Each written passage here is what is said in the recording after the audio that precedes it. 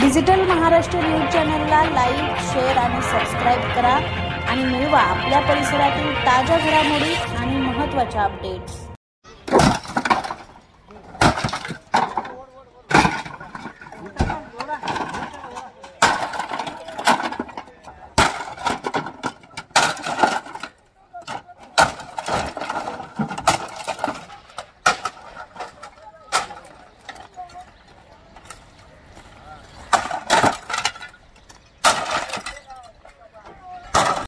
हो सर।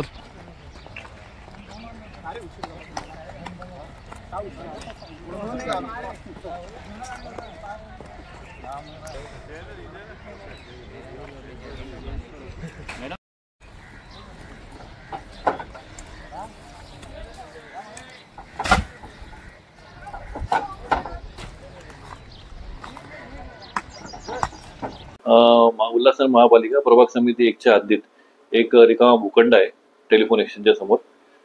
त्या भूखंडाचे जे धारक आहेत त्यांनी महापालिकेच्या मालमत्ता कराचा भरणा केलेला नाही, त्यामुळे तो भूखंड मालमत्ता कर विभागाने अटकावणी केलेला आहे। तर मालमत्ता कर विभागाने सदर भूखंडाची अटकावणी केल्यानंतर सदर ठिकाणी झोपड्या बांधण्यात येत असल्याचे निदर्शन आले। जागा बळकवण्याचा प्रकार चालू होता, त्यामुळे ते मालमत्ता कर विभागाने आमच्या निदर्शनास आणून दिले।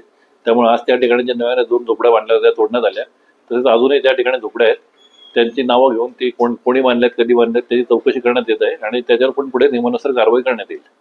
हा जो एक सदरचा भूखंड आहे, जो अनधिकृत बांधकाम विभागामार्फत त्याच्यावर कारवाई करण्यात आलेली आहे। ऍक्च्युली सप्टेंबरमध्ये त्याला वॉरंट देण्यात आलेला आहे, थकबाकी असल्यामुळे, मालमत्ता कराचा त्यांनी भरणा केला नसल्यामुळे।